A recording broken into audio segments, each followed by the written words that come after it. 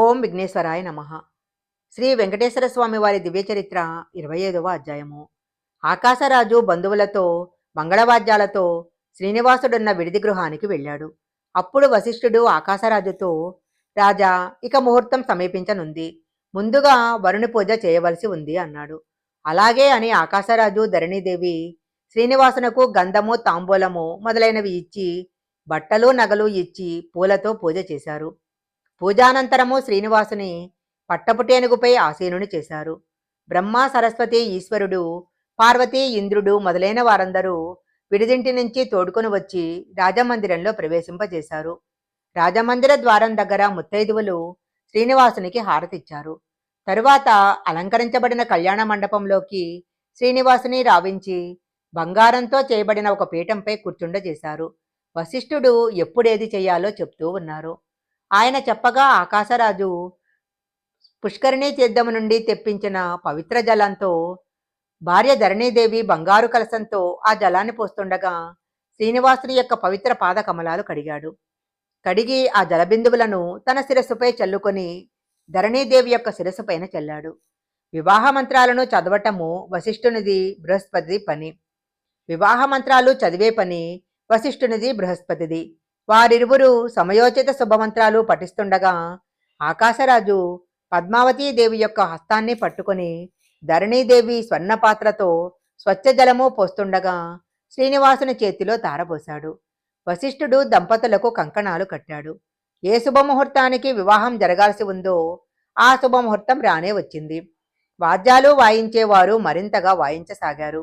ముత్తైదువలు మంగళసూత్రం గట్టిగా అలంకరించారు. దేవతలు ఆనందంతో ఆ సమయంలో పుష్పవర్షం కురిపించారు. విలువైన మంచి ముత్యాలతో నూతన దంపతులు తలంబ్రాలు పోసుకున్నారు. ఈ విధంగా పద్మావతి శ్రీనివాసుల కళ్యాణ మహోత్సవం జరిగింది. ఆకాశరాజు యొక్క సంకల్పానికి ఉన్న బలం వలన కళ్యాణం సవ్యంగా జరిగిపోయింది. కళ్యాణ సందర్భంలో ఆకాశరాజు అల్లుడైన శ్రీనివాసునికి కట్నాలు కానుకలు బాగానే ఇచ్చారు.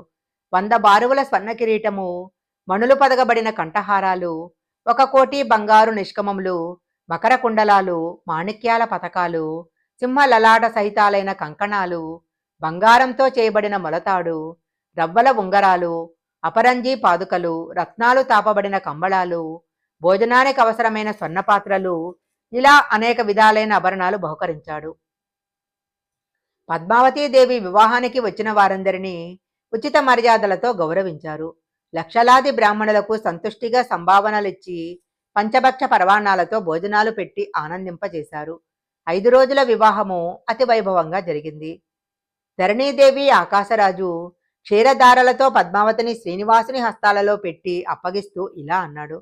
శ్రీనివాస, నువ్వు సాక్షాత్తు భగవంతుడవైన శ్రీమన్నారాయణుడవే. ఆ విషయము నేను బాగా అర్థం చేసుకున్నాను.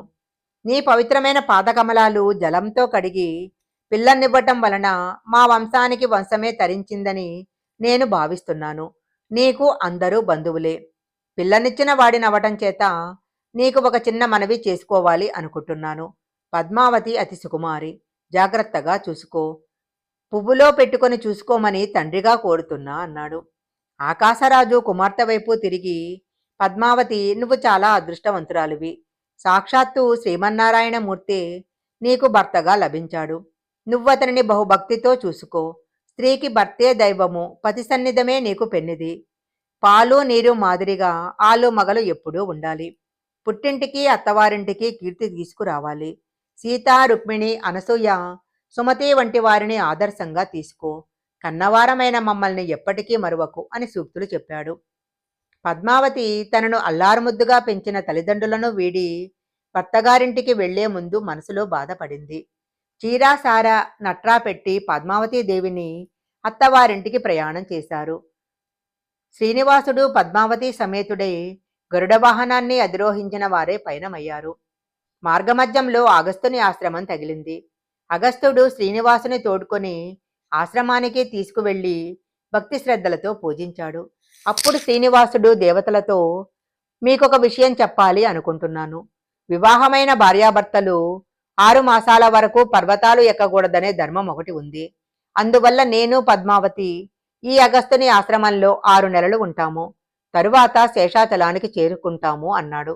అప్పుడు వారందరూ సరే అని శ్రీనివాసుని దగ్గర సెలవు తీసుకుని వారి వారి నెలవులకు వెళ్ళిపోయారు.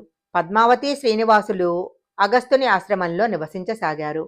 శ్రీ వెంకటేశ్వర స్వామి వారి దివ్య చరిత్ర 25వ అధ్యాయం సంపూర్ణం.